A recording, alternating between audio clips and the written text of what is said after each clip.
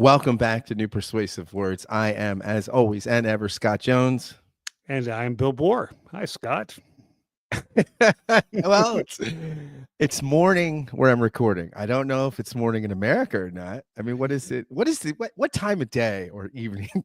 Yeah, I don't know. I don't know how Closing time. Yeah, it's that eternal twilight. I don't know. That's a good question. Yeah. Have you ever watched any of the Twilight movies? No, I have not. I cannot get into them. I can No, and then they took that guy who was the star and they made him Bruce Batman, he was way too emo as Bruce Wayne. It was very very lame. It was very lame. Speaking of Bruce Wayne, the Penguin series is amazing. I've heard this. I just read a review. I'm going to download it. It is amazing. Both Colin Farrell and I can't think of the actress's name. It's just remarkable. Yeah, everybody should win. I guess, is that an Emmy? Yeah, and everyone an Emmy. Yeah, everyone should win an Emmy. It's compelling. Well, it's interesting too because my understanding, as I read the reviews, these events take place right after the Batman movie, The Batman, and then the next film will take place like sort of sequentially to what happened in the Penguin. So even though Batman's not in the Penguin, it's the aftermath of what happened, and then he'll be in that will be the stage set for. Anyway, it's so well done. It's I mean, you got the same dynamic you have like you had in The Sopranos or did you watch Boardwalk Empires? I love Boardwalk Empire. Yeah, where you find yourself, your hero is you can't have to remind yourself he's a sociopath. You remember when he says the first scene of that show where he's like the Women's Temperance Union and like, yeah, we got prohibition. And he goes in the back room to his place. We are going to make so much money. Right. Well, you know, the line between oligarchy and criminality has always been a thin one, right? Is that a Freudian slip or is that just an explicit? Where were you? Oh gosh, what would you take? Yeah, Trump would be. I was going to say the walrus, but that would be really. I'd be offensive to John Lennon fans. Yeah, I don't know what villain Trump would be in Batman. Yeah, I don't know. That would be an interesting one. He might be like that guy in New York that the villains own, right? I mean, it still is interesting who owns whom, right? That's what do you mean, Mayor Adams? Who's zooming? No, that's the Turks. Right? The Turks own him, right? Right.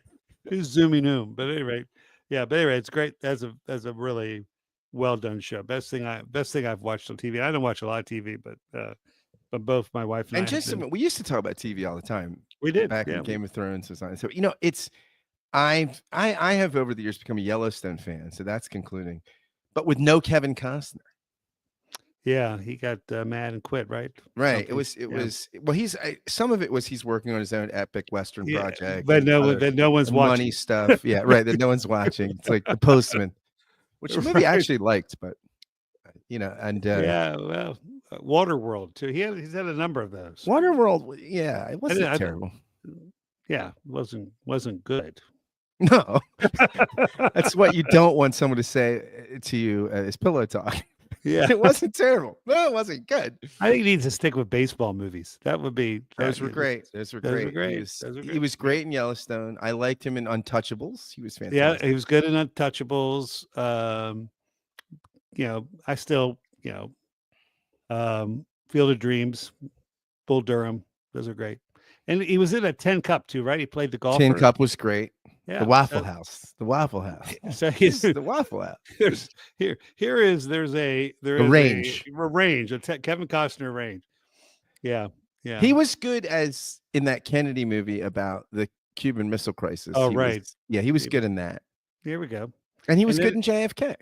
There we go. All right. So there is our little tribute to. I want to say hey to three of our friends: David Norling, Drew Ludwig, and Josh Madison. So if you're listening on the audio, just as a reminder, some of our listeners don't know this. We actually live stream this on Facebook Live and now YouTube, and so you can find us in those places. And so sometimes people will make comments, or they pop in, and sometimes we'll greet them, and sometimes we'll field their questions, and sometimes we'll be the brunt of their insults, which is fine. All publicity is good publicity. There we go. So Bill, I was in an undisclosed location for a couple weeks. It was not Canada, although I'm considering it. And now the Republic of Vermont is an option as well. Do you know the Republic of Vermont, the Free Republic? Free Republic of Vermont was a country longer, independent country longer than Texas. We just don't make a big deal about it. You got the syrup.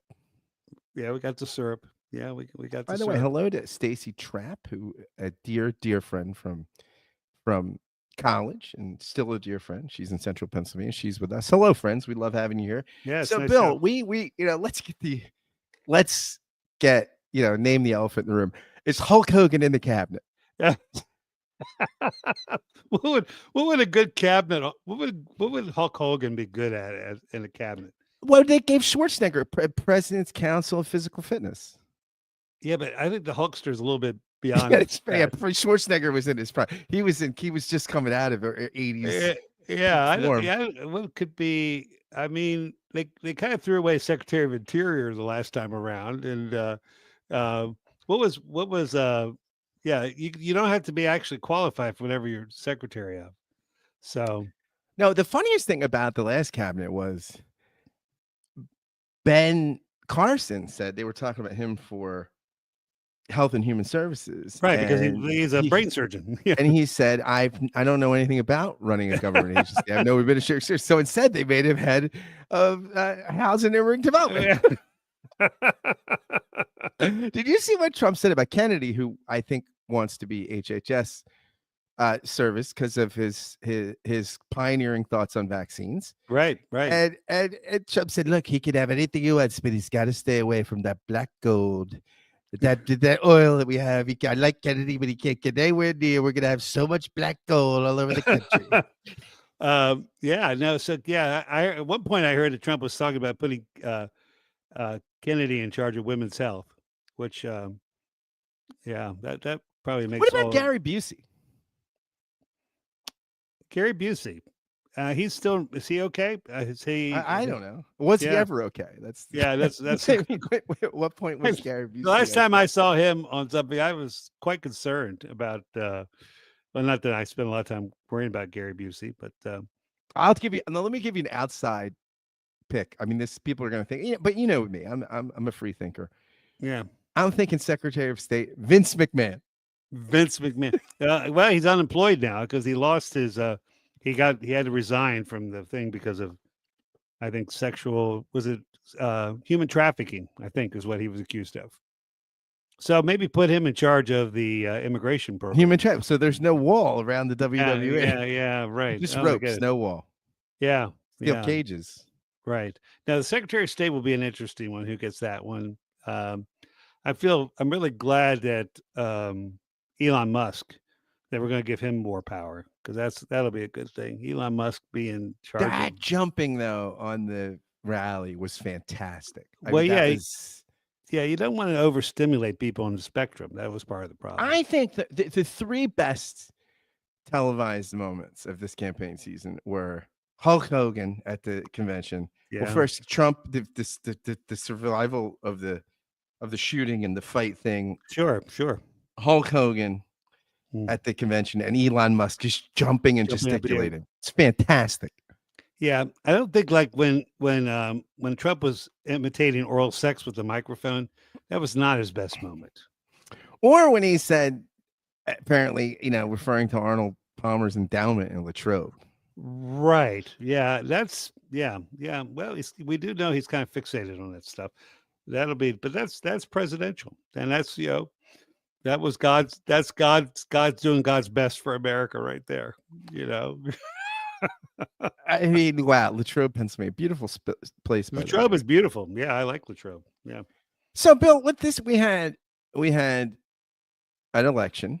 Yeah, that you and I both voted in. We did, and it looks like when all the votes are tallied, that he'll have a healthy. What do you? Well, I forget what the electoral margin is. It's like 50. Last I saw, it was almost 51, right under 51% to 47, something like that. But I haven't checked it last. So the days. popular vote count. He'll actually, for the first time he ever ran, he will have won the popular vote. Yeah. The last time was Bush in 2004. Bush did not win the popular vote in 2000, but he won it in 2004. Right. But it's going to be, I mean, look, the popular vote, of course, we don't elect presidents this way. So in some sense, to some degree, I guess we could say it's a press sort of thing. Right. People in the press enjoy the horse race, and it's a sort of horse race kind of statistic. But I will say it does give us some sense of the mood of the country. Oh, yeah. More than say 70 or 80,000 or 150,000 votes in swing states that might actually balance. It does tell us something about the gentleman. And estimates are that this is going to be, at the end of the day, a 1.5-ish victory, right? So that's smaller than Obama's win in 2008 or 2012, smaller than Bush's massive landslide in 2004 where he eviscerated Kerry, and smaller than Biden. Smaller than Biden, smaller than Bush in Bush and Bill Clinton's in 92 or 96. And it could prove smaller than Hillary Clinton's popular vote margin. Right. I mean, it's so in some sense, this is, but it's big for him because it's the first time he's ever won the popular vote. And I think it, you know, I mean, I think a lot of us thought, wow, I mean, this is going to be a real referendum on this guy, and the referendum was a resounding we want more. Or that the majority, or they wanted less. They wanted less of Biden Harris. Right. It's an interesting thing because again, you and I've talked before. There's very little rationality involved in this. I was thinking about. I mean, obviously, I've been in circles up here that people have not been happy about this. One of the things I do ask though, what was the moral center of what is the moral center of the Democratic Party? And that's what are people not buying, or what's not enough to carry the day against the person who, you do have to do a lot of intellectual gymnastics and a lot of denial to think Donald Trump's an okay choice to run America. I mean, if you wanted a Christian, if you wanted a real Christian, you could have elected, Pence in the primary. If you wanted Reagan economics, if you wanted to return to those kind of values, you could have had Nikki Haley. If you wanted a militant Christian asshole culture warrior, you could have gone with DeSantis, right? If you wanted that muscular Christianity. Trump really reflects none of those values that we are told, in terms of values, whether it be the Republican Party values or traditional American Christian values or just traditional mainstream values in America. None of that's represented in the person of Donald Trump. I'm just saying I'm just listening to what he says. I mean, it's not a matter, I'm not projecting. I'm just listening to what he says. And none of those things are reflected in his words. And you could say they certainly aren't reflected in his actions either. So, so what is it that 50.9% of America wanted that they have in Donald Trump? Because, I mean, I know people don't understand the economy. And so they actually think the president can help with the economy. Well, if he pushes through tariffs, then we'll have to change our rhetoric about, can the president affect the economy? Because that'll do a lot of damage. But what is your take on this? Because I think I understand from an emotional response why people voted for him. I think America, America has trouble with women and people of color. That's, at least white Americans do. So, what's your take on it? Well, I mean, I think a couple of things. As you said, I mean, the biggest in the exit polls, the biggest ID was, or the biggest concern people said was the economy, which I think you're right. I don't, because I think they mean prices, because Yeah. the economy is, people were predicting we'd be in a massive recession. Growth is still ticking along. The stock market is still hitting record highs. I mean, we have the best unemployment. Yeah, it's under Biden, we have the best economy in the world right now. yeah, and also we produce more oil. I mean, than we've ever we're the top oil producer. I mean, this is so these things. This is emotional. I think for some reason people think, well, it's the branding. He's a business guy. We need a business guy to get prices down and all these sorts of things. So I think there is. It would have been nice to have a successful business guy, but nonetheless, go ahead. I mean, he's Trump Steaks, Trump Magazine, Trump University, Trump the Game, Trump University. I mean, these are stellar accomplishments. Yeah. So no, I mean, I think there's. I mean, I have a couple thoughts. One is, it was really hard because Democrats were telling ourselves that Biden is the greatest president since FDR, and all this stuff is going on, and it's great, and people just didn't feel that way. I mean, you could argue the Biden record. People aren't happy, right? People are not happy right now. Well, the parallel here is George Bush Sr. Right, exactly. Somebody he would capable have been person, far more capable than Bill Clinton. Yeah, absolutely. And economic downturn, and people emotionally get him out. Yeah, and so I think there's some of that. I think. The guy was clearly old, and his approval ratings were low, and people the dogs didn't like the dog food. And a lot of Democrats didn't listen. And I think I said in this podcast, this. I know I said it to you on the phone, but I feel like I said on the podcast that Biden dropped out late. And if this thing goes the other way, the first finger point, it will be at Biden. I think that's not totally unfair.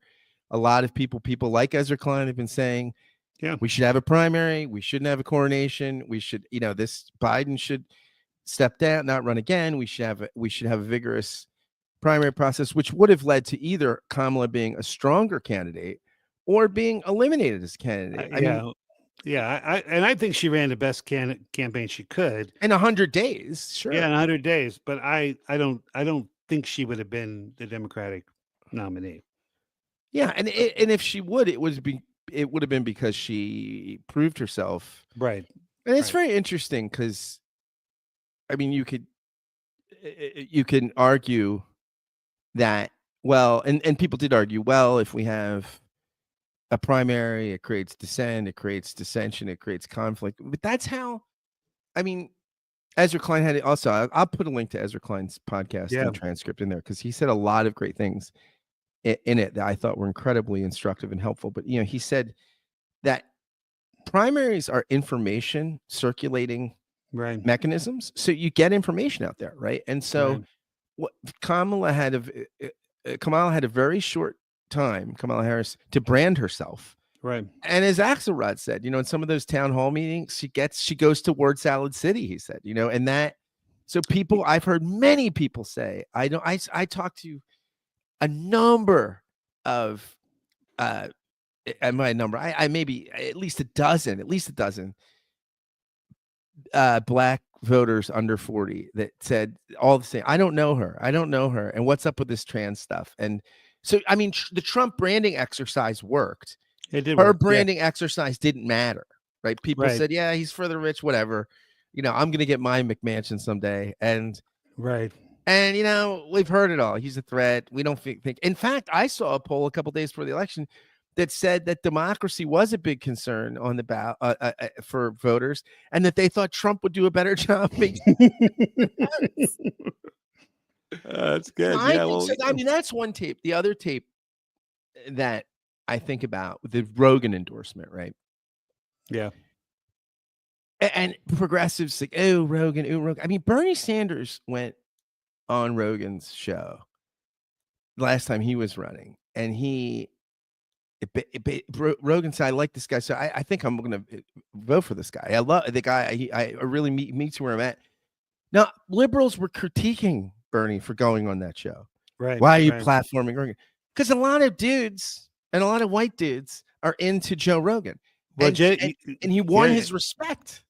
Well, JD Vance likes some of Bernie Sanders' ideas. Sure. Whether or not he I mean, again, this gets back to, I mean, now again, no one is fighting for the worker. I mean, if you think Donald Trump is for you as a worker or a union man or the middle class, then ask the contractors in Atlantic City. Yeah, ask the contractors in Atlantic City. I knew some of them who never got paid, went out of business. So regardless of that, but the perception, right? You know, and whatever the no one has ever accused the Boer males of not being men, and all of us voted for Harris. So but the white man thing, that's an interesting dynamic. And again, Facebook, I was put in Facebook purgatory after October 7th. I think because I was against unarmed young people being killed and raped. So I got my Facebook very controversial, very controversial position. Very edgy, and I would have been against if I had maintained it, I'd have been against children in Gaza being killed as well. But for whatever reason, I got my big Facebook thing got taken down. So I've kind of taken that as a sign that it's best for me to stay off that platform, except occasionally to put pictures of grandchildren. But I, looking at my high school classmates from Central Pennsylvania, this is God bless America. This was God's doing. That's the thing that I find somewhere along. Well, again, even evangelicals don't know the Bible anymore. Mainline people, stopped knowing the Bible, 40, 30 years ago. Now evangelicals and Baptists have caught up with them with their ignorance of the Bible. But I do find that, I still find that very, again, what you have to do as a Bible believing Christian to think Trump's okay. And that what he says and how he does it and what he does, and that talking about forcibly removing the stranger from our soil. I mean, again, immigration's a problem, but it's not the problem. It's not the that problem. Sounds like such a great ad though for pest control, right? We're gonna come over and forcibly remove the strangers, the groundhogs, the strangers from your soil. The people that are taking care of your lawn and washing the dishes in your restaurant. Exactly. I mean, again, I understand that independent contractors are already building the camps. I've read that in multiple places. But the border, though, is a thing. And I think that the left, we could get into the details of the border, and that's super complex because it is a very, and there was a bill that would have addressed it that Trump opposed because it would hurt him politically. And I also think it was too little too late too. The bill looked, it looked at people like, oh, they're reacting late to people's concern over the border rather than I think there was a dismissal of this as this is sort of just Trump rhetoric, the wall, etc. When this actually people do know whether or not that it's as big a crisis. We could say how big of a crisis it was. I mean, the crime stuff is overblown. There's numerous studies that say that undocumented workers have a lower crime rate than natural born citizens. And that makes sense why. I mean, if you don't want to get kicked out, you're not rolling stop signs. Right. So but people felt that. And how do you speak to something? It's just not great when you tell voters their concerns are not real. Well, how do you well, how do you, if you want to get elected, you embrace xenophobia and bigotry. I mean, the other thing too is this is Congress's job to pass the legislation. I mean, you and I talked about this in a previous podcast. I mean, there was a sensible immigration bill in Congress under George W. Bush. Who now would be run out of the party for his views. But I'm just saying, on immigrants. Yeah, I know, absolutely. He was a reformer on this stuff. Well, he knew stuff. He was a governor of Texas. Yeah. Yes, he knew this was something he knew about. So there's not been a will to do anything that I think is actually constructive, and that's Congress's fault. And so there was, again, I mean, and that the solution is this kind of um, uh, you know middle 20th or early 20th, mid 20th century um, gathering up the masses. I mean, this sounds like the Turkish solution. It You know sounds what like Trump says? Trump says, they say the wall is medieval. Yeah, so's the wheel. what he thinks the wheel is medieval. Medieval, yeah. It's a little earlier than that, but Yeah, a lot earlier than that. Well, so that's the thing about it. Again, I think it's a complex problem. I don't think creating concentration camps and mass deportations is something that we actually you should. think it's extreme? I think it feels a little extreme to me. Trains. It feels like and the fact that no one else or plenty of other people are uncomfortable with it, but that Christians actually support that. Yeah.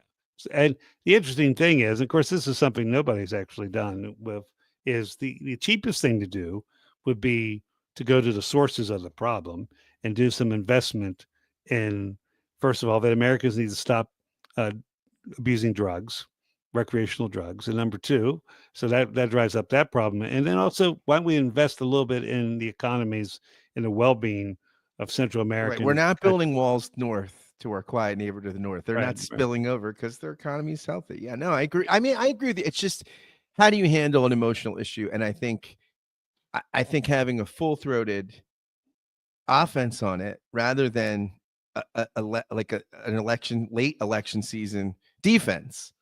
Yeah, It no, probably would have been something that could have changed things along with, I mean, look, maybe, although I was one of the, I imagined this getting closer in Pennsylvania being more important. And I imagined that Shapiro would have looked a lot better. But that Shapiro, I mean, I don't know that Shapiro would have. well, I mean, Whitman didn't deliver Michigan. I don't think Shapiro would have made a difference on the And ticket. Waltz didn't. I mean, this is one of the things about Waltz too. And I don't have anything against Waltz, but this idea that he was going to get the white male, he was going to kind of get the Midwestern white male, non-college educated working. I mean, he didn't do that in his own state. He didn't win those people in his Yeah, own state. I mean, it was not the way Shapiro has done better at. But I mean, Monday morning quarterbacking is yeah. I mean, Vance did not cost Trump the election. no, So I no. don't think. I mean, I think you can debate that choice a lot. And what a great supportive Trump was so supportive of his running mate when everybody was saying is this a mistake. Well, you know what? People don't even care about the vice president anyway. So great. I like so great. I like they did elections family feud on SNL, and they had Donald Trump Jr. and Vance, and they came to them and said, what is your response? And they both said, "We've been told not to speak." Yeah, Jeremiah Vance. It's just that's for a whole other. We can do more of that yard and the I new think dark dude day in America. I mean, I think you're gonna get President Vance. I just don't. I mean, it's obviously now maybe it was just exhaustion, but it's obviously Trump is not the same. No one. I mean, everyone gets to get older, right? I just don't see him remaining upright for 4 years. I just don't, or at least, and so we could get a President Vance, which could be fascinating. That's talk about a wild card. It would depend on it'll be interesting to see how that guy evolves or de-evolves. I don't know. I mean, But that would be real. I mean, that would be. Trump is illiberal, I think, but not ideologically. It's just he just doesn't get liberal democracy, constant enlightenment project. He just doesn't get that stuff. Vance is illiberal and has thought about it. Ideologically, yeah. Yeah, I mean that's dark. I mean that stuff is dark. If no offense to our listeners who don't share that opinion. Well, I mean we don't. Yeah, we don't care. Yeah, I mean, we don't. You get to have your opinion. We get to have ours, and you can have your podcast. We're well into the start your podcast, but exactly. Yeah, and we're not above having you as guests on the show. Absolutely, no, no. But I mean, I think the other thing. There's an article that I'll put in the show notes, and this was in Quillette, which is sort of a center-right intellectual online journal. There was a piece. I had a guy in Give and Take who wrote a piece about the post-liberal man, which was excellent.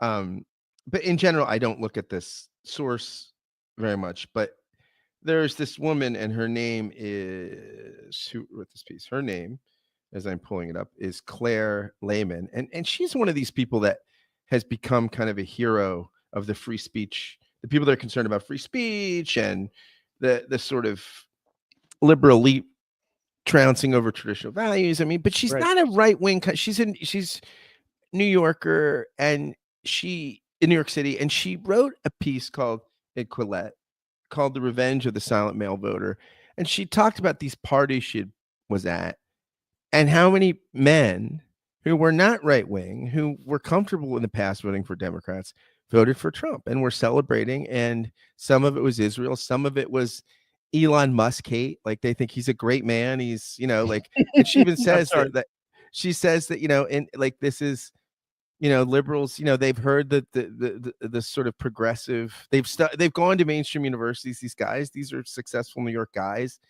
and they've heard the destruction and evisceration of the great man of history Yeah. theory, and they think, no, she's arguing great men, and I think she's talking about people that go into the bathroom that says MEN.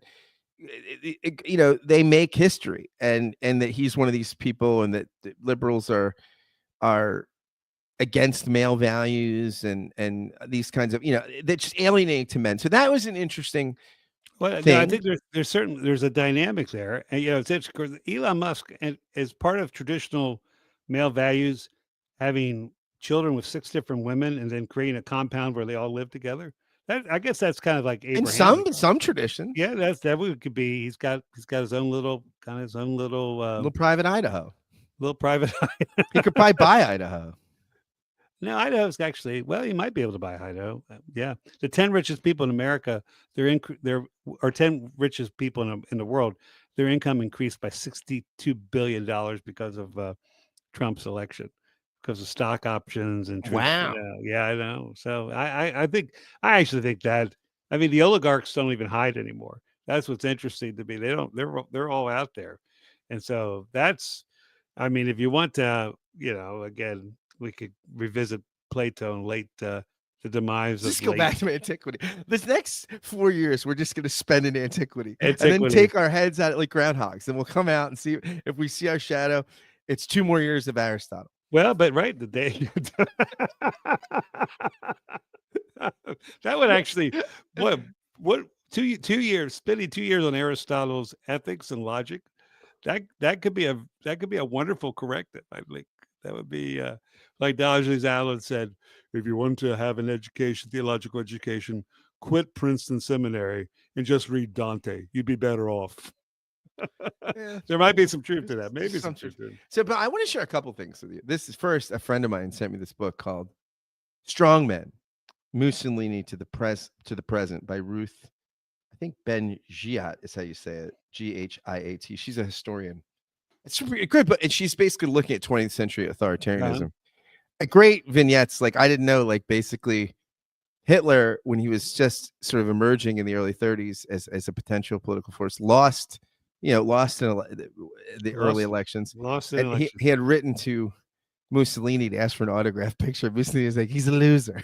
Yeah, that's right. No, that's one of the talk about one of the great reversals Yeah, of exactly. history. That early history of, yeah, he was an early admirer of Mussolini until he got to know him.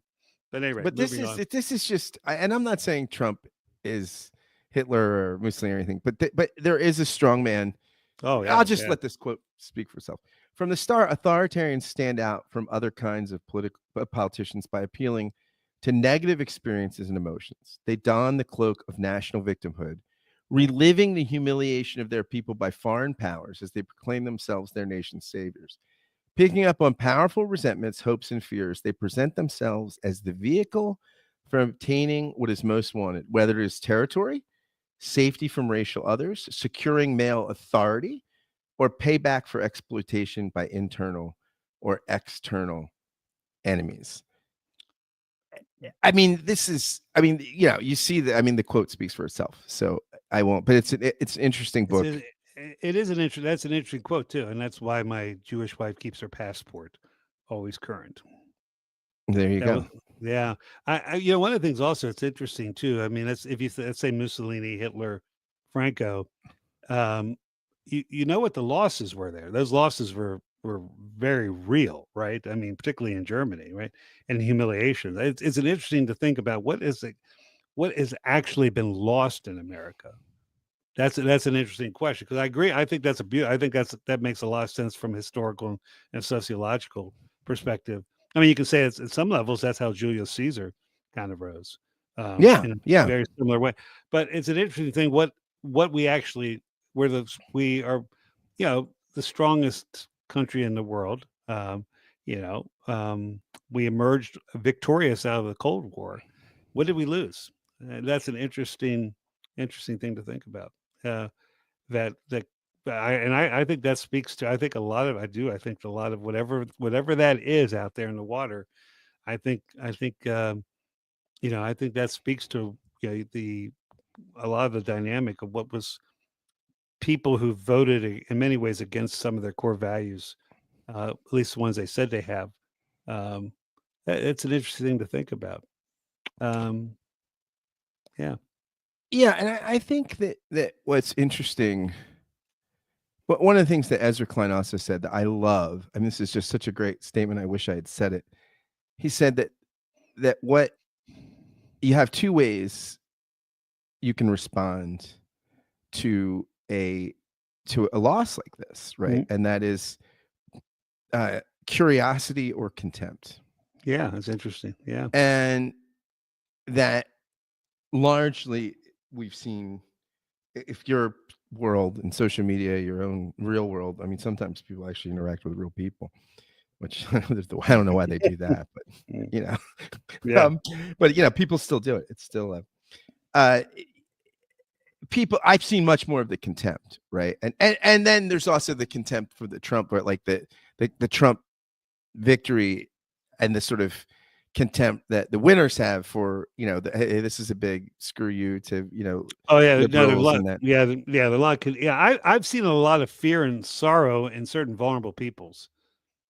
That's what I've seen. Oh yeah, yeah. No, there's that. There's definitely that. I Yeah, mean, but I think among a lot of there's justifiably so. I mean, yeah, I think wondering what's coming next. But I mean, I think there is when you lose like this and you don't expect it, there is this you have to say, well, what happened? And I right. think will progressives, will liberals, will Democrats have that fortitude to do that? Or will I mean is it I mean uh this I'll just quote Ezra Klein one more time.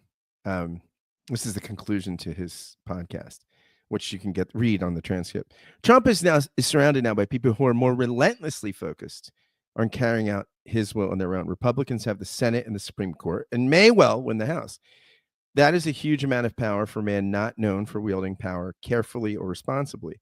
Maybe J.D. Vance and Elon Musk and Robert F. Kennedy Jr. bring judiciousness. I think it is as or more likely that they egg Trump into ideological overreach. And my God, the corruption we're about to see. So this is the beginning of the So is this the beginning of the Trump realignment? Or will this end with Trump's name and repudiation as tattered as that of the Bush dynasty he destroyed? I don't pretend to know, but Democrats need to admit that they're at the end of their own cycle of politics. The Obama coalition is over. It is defeated and exhausted. What comes next needs to be new. That means going to new places and being open to new voices. A politics right for the next era will not be a politics designed to win the last election. It's not Yeah, going to be predictable from where we stand right now, just as Obama's 2008 victory would have sounded laughable in 2004. And Donald Trump's 2016 win violated everything Republicans believed after their 2012 defeat. Finding what is next amid the pain of what is about to come is going to require a lot of conflict and a lot of curiosity. yeah. No, I like that. I actually think, for me, I do a weekly newsletter for the church, and um, I wrote it on Monday night purposely, and I said, I don't know what the outcome of the election is going to be. I do know for sure that our job as a church is the same regardless. And I saw a more progressive Christian say that you know that Christians supporting Trump has hurt the cause of Christ. Well, all of us who are followers of Christ hurt the cause of Christ. I mean, if every one of us who calls ourselves a Christian hurts Jesus's reputation. So, it is a kind of a challenge. I mean, I feel like here where I'm at, I feel really it's a kind of missionary work. It's a kind of um, reintroducing creedal Christianity to a post-Christian, very secular place, and that I have to say, well, this is not what all Christians think or feel. That's just part of contextualizing the gospel, right? It's kind of not that different than when I started 40 some years ago talking to pagan high school kids who thought Christians were idiots, or didn't want anything to do with it. And how do you talk about Jesus, the great, to people who need him but don't think they don't really know him? And so I think that's, I mean, to me, this is, it's part of the gospel challenge, and curiosity, some humility, um, trying not to return hate and arrogance with my own version of it. Right. I want to be able to be humble and loving to those who disagree with me, or I disagree with them. I want to be the most humble. But you probably never talked to someone more humble than me. I was thinking, like, whether we like it or not, our podcast is intrinsically connected to Donald Trump. Oh yeah, I told you, I left a voicemail for you. I said, bad for the country, great for the show. Great for the show. Because it wouldn't have been as fun at I mean, it just wouldn't have been even that interesting. We wouldn't be talking about her cabinet and Hulk Hogan. Well, I think some of our best podcasts happened between 2017 and 2021. So we will second half of 2017. Oh, Bill, I have one concluding quotation. I want to go back to.